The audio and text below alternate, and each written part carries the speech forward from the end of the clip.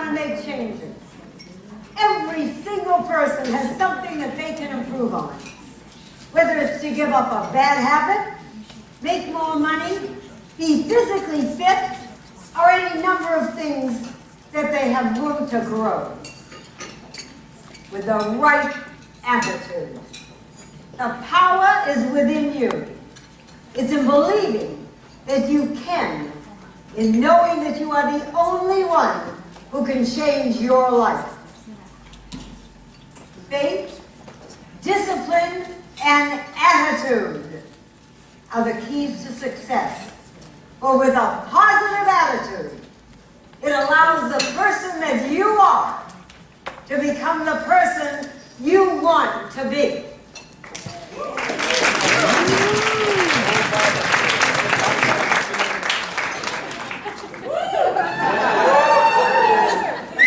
You are not a slut.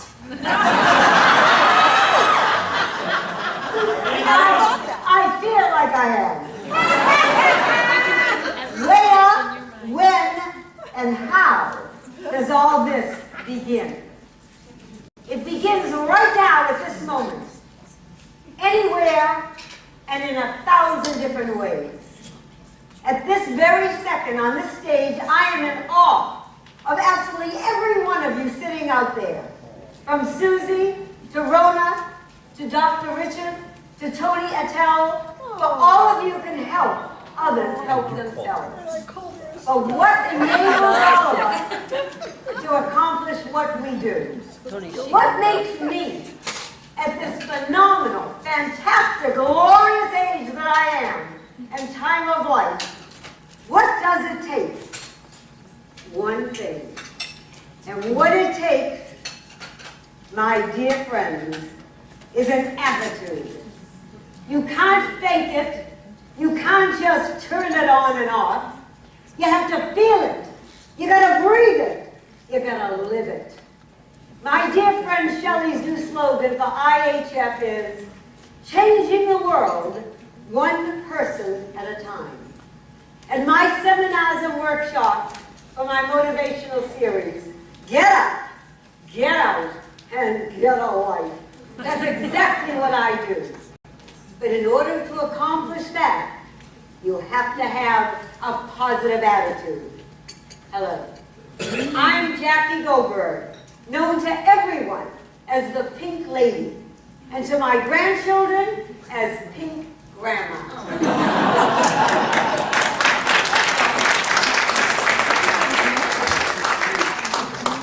My attitude, humble and shy as I am. My attitude began when I was 4.5 years old. That's when it starts. My mother, it was during the Depression time, and my mother had to see my dad, who was in a county hospital, 2 hours away. She was pregnant with my sister. So she took me by the hand, and we went on the bus. And the bus driver said, I'm terribly sorry, it's pouring rain, but this bus is full. And you're going to have to stand on this bus all the way down to county hospital. And my mother said, it's okay. We have to see my husband. So taking me by the hand, and let me tell you something about me. I was in a little blue overall, little pink shirt, little white hair, and I had a mouth like a pistol. And I got on this bus, and the bus was crowded. And I went, isn't there anybody on this bus who give a lady a seat? 5 men got up. And my mother and I went down to the hospital. Attitude. Attitude is where it starts. And you out there, when you have that client walk in and your attitude is positive, they're going to walk out feeling wonderful. Now let's go back. Here we go. Don't anybody count. I hate when they count, but I'm going to count. Let's go back 60 years. I was 17 years old. You're right. I was only 2. 60 years ago, I was 17 years old. Now, in those days, you got married. You didn't go to college. So I got married to a handsome Navy captain. Right away, zip, zip, zip, zip, zip. You know how it is in Boston, it gets cold. I had 3 kids right away. And what do? You know, that's what you do. Anyway, I lived with my husband for, I think it was about 7.5, 8 years, when tragedy struck. I lost brain aneurysm, 32 years old. When? Well, here I was, 17, 18, 19, about 23, with 3 babies, no really formal education except high school, but I had an attitude. I had an attitude that I was going to survive, that I was going to make it and take care of my kids. God bless my mother and dad, they were wonderful. They were new type of people. They said, you know what? You got to go out, you got to make a living. So here I was. What do you do? Saw an ad in the paper, it said manicures and they make money and this and that. Oh, that's wonderful. So I went to school. But in order to go to school, I also had to work. So I don't know whether anybody remembers it. There was a famous restaurant out here called Delmonico's Restaurant. Oh, yeah. Earl Scheib owned it. And I worked as a hostess. Here I was as a hostess with the mostess, right? As an advertiser, you want to see the mostess, you know, the hostess. I walk in, he said, you have any experience? I said, of course. Lots of experience. Okay. You can be our hostess, our evening hostess. I said, wonderful. Here I was. But during the day, I went to school to get my manicure license. Finally, my manicure license came through. And there was a beauty salon in Beverly Hills called Mary Ann Bowser. The most exclusive beauty salon. Now, this beauty salon was to all the stars and all the producers and directors in Hollywood. I graduated, I'll never forget it, on a Thursday morning. Thursday afternoon, the little white uniform, my little bag in my hand, I went to Mary Ann Bowser's beauty salon to see if I could work. I walked in, I said, hi, I'm Jackie, this. And I said, I'm here to, give you a manicure, and I want the job. She said, okay. She says, come back at 2 o'clock, you'll give me a manicure, and then we'll go from there. 2 o'clock, I come back. Now, if anybody, the women here know about manicures, so listen carefully. So I'm sitting and I'm talking to Mary Ann, and I'm giving her a manicure. And we're talking, and it went on fine. An hour and 3/4 later, I said to her, how is it? It was done. She looks at this. This is the worst manicure I have ever had in my whole life. It is so bad, I cannot tell you. And I'm going, oh my God. She said, but let me tell you something. You got a gift to give. You are absolutely adorable. She said, I didn't care what you did to my hair.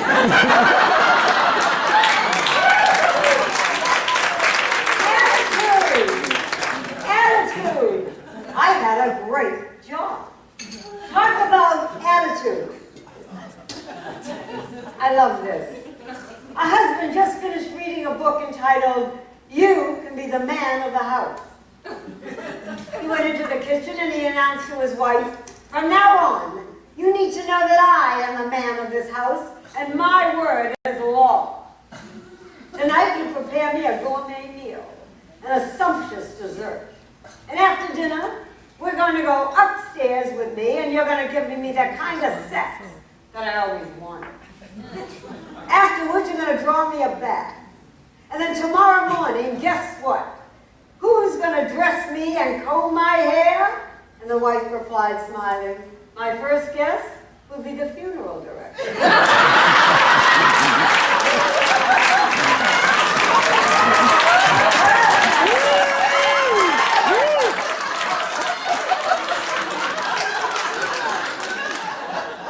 Now, 23, 24 years old, I wanted to meet someone. I mean, after all, even though I had 3 kids, I was young, I wanted to meet someone. Highland Springs. And they have what they call single weekends. So my mother and dad, they wanted to get rid of me soon. So they said, you know what? Maybe you should go up there. Maybe you'll meet a husband, right? So I go up. Now remember, this is like 60 years ago. I go up there and in my little bikini bathing suit, ran around the poolside all day Sandy, I looked adorable. Then I ran in and put my tennis outfit on, ran down my little tennis racket, because I heard that where you meet men is the tennis court. Well, hello. And I'm standing there, my cute little uniform, and this very nice looking gentleman, gray hair, walks over and said, hi. He said, how about a game? And I said, oh, just finished. Let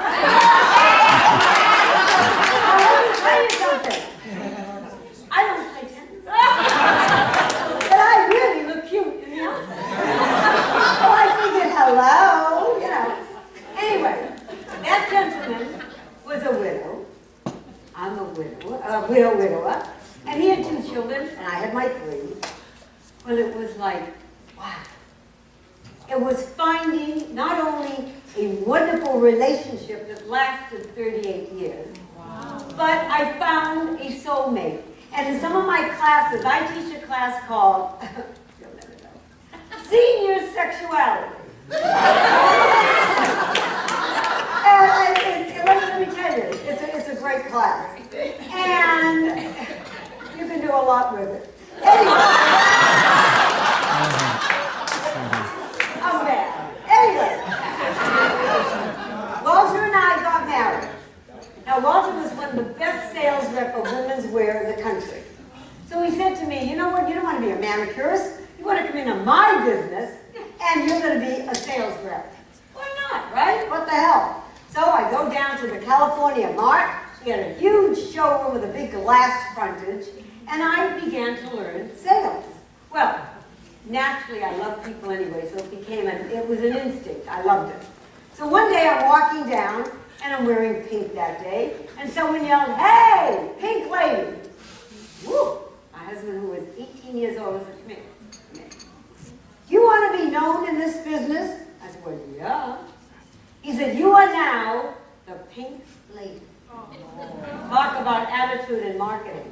Within 10 days, there was a big sign in my window, big pink star, saying, Walter P. Goldberg and Associates, starring the Pink Lady. I mean, it was like Jackie Goldberg disappeared. The Pink Lady was who I was. To every buyer, to every sales rep, it was the Pink Lady. And it carried over into my personal life with the pink grandma and then the postman and the man at the grocery store. And it was an identity. And it became one of the biggest marketing tools that was ever heard of in our industry.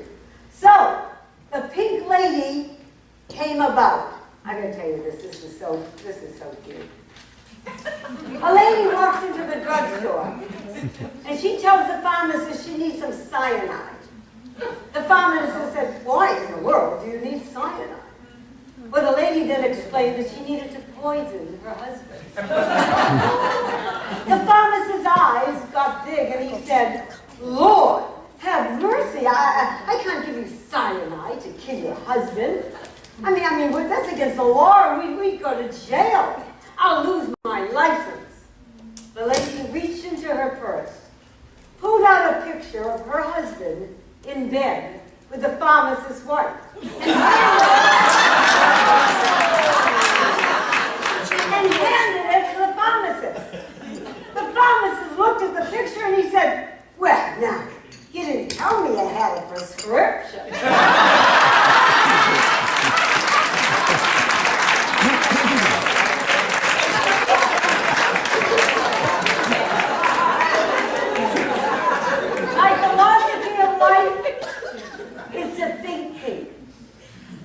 Feel the aura and the energy that a color can give to people, letting them see life through rose-colored glasses.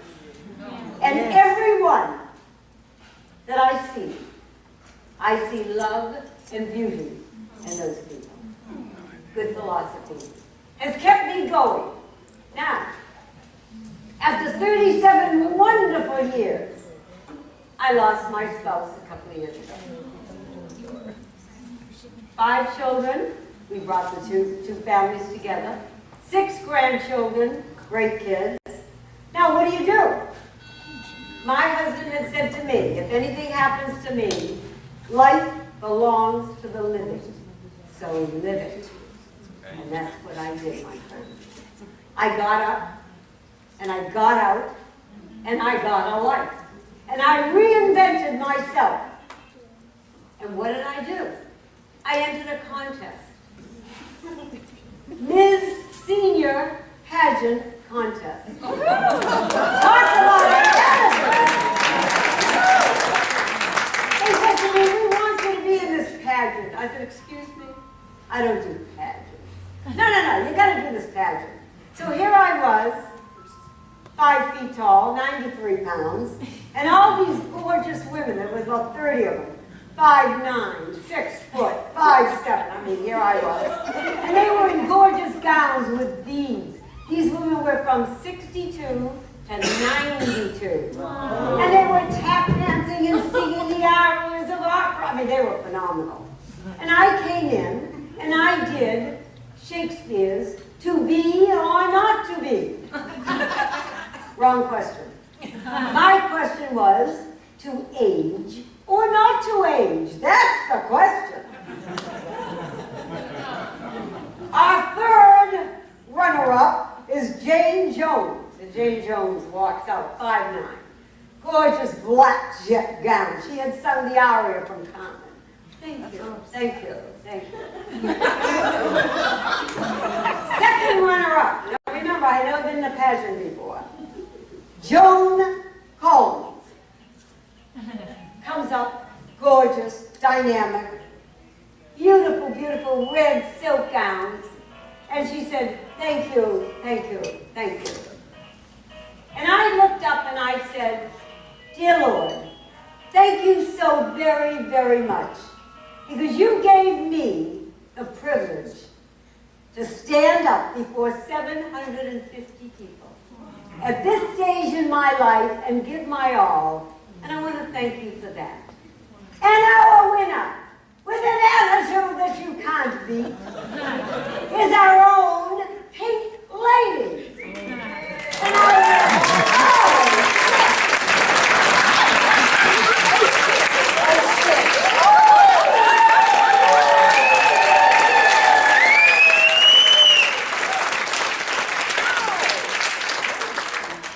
I got to tell you, it was phenomenal. I did it. And it was a wonderful, wonderful, wonderful feeling. So now, what happens to me? That's not, I reinvented myself even more. Because I won Miss Senior LA County, I got an agent. I did a movie. I got into Screen Actors Guild. I got some national commercials. And I started a magazine called Senior Chic Magazine that will be out on the internet in about 2-3 months. I belong to Los Angeles City Council of Aging. I'm starting a huge thing called America's Senior Star Search. I just deviated and trademarked all that.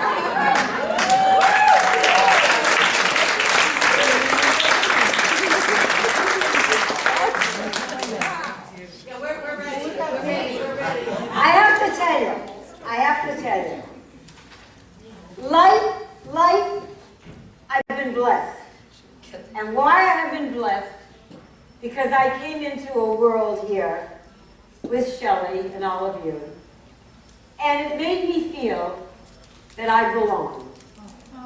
You all have that wonderful, unique feeling of such a positive attitude that I bless every single one of you sitting here today. I do. I just do. Now, I love this one. This is my last joke of the day. A husband is at home watching a football game when his wife interrupts. Honey, could you please fix the light in the hallway? He looks at her and he says, do I look like I have GE written on my forehead? I don't think so. Then the wife said, could you please fix the refrigerator door? It won't close. To which he replied, replied, excuse me, do I look like I have Westinghouse written on my forehead? I don't think so. Fine, she said. Then could you fix the front steps in the, near the front door?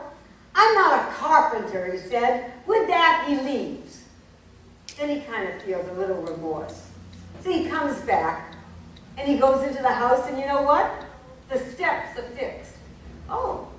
And he walks into the house, and he notices the light bulb is fixed. Ooh.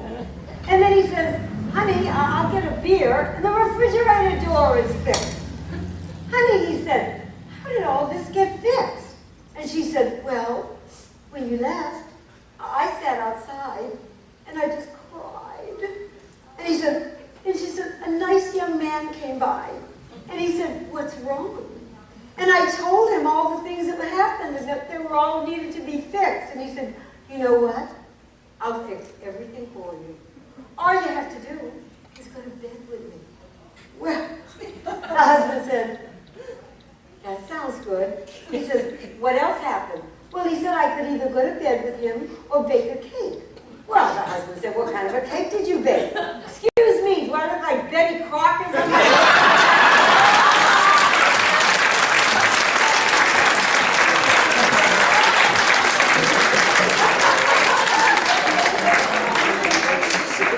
My mantra is, someone once said, the best way to predict the future is to create it. You just don't survive it. It's a positive joy to see many people here today. Remember one thing. Life is not measured by the number of breaths we take, but by the moments that take our breath away. I want to thank you so much for letting me come here today.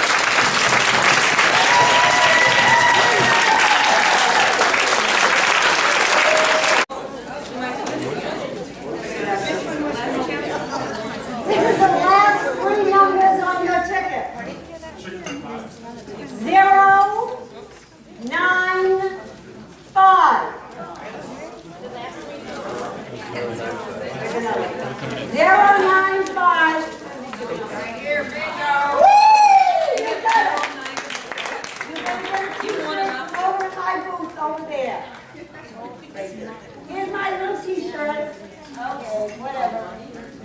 Here they go. Get up, get out,